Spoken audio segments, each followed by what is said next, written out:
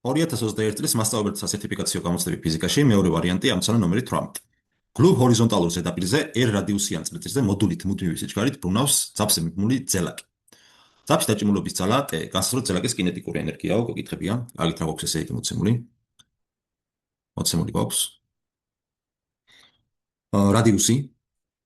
აგრეთვე გვეუბნებიან, რომ ხახუნი გლუვი არის ზედაპირიო, შესაბამისად ხახუნის ძალა არ გვაქვს. დაჭიმულობის ძალა F დაჭიმულობის ძალა ტოლი არის ტესიო. და მუდმივი სიჩქარით ბრუნავსო, ეგეც შეგვახსენეს ვეუდრის კონსტანტას. და ჩვენი მიზანია გავსაზღვროთ რისი ტული არის ძელაკის კინეტიკური ენერგია. E კინეტიკურს გვეკითხებიან. აგეთ ესე იგი რომ წარმოვიდგინოთ სურათი. ესე იგი აქ გვაქვს წრეწირი, E რადიუსიანი წრეწირი.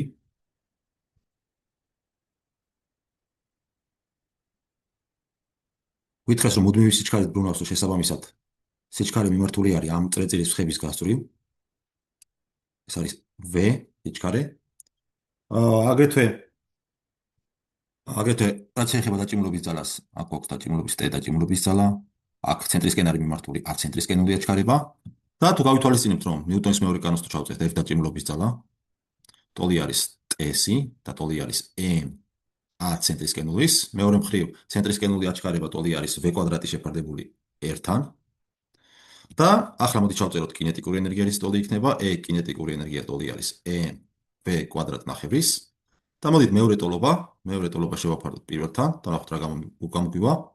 E კინეტიკურის შეფარდება T დაჭიმულობის ძალასთან ტოლი იქნება MV კვადრატი შეფარდებული 2-თან, გაყოფილი MV კვადრატი შეფარდებული 1-თან, ანუ გამრავლებული L შეფარდებული MV კვადრატთან.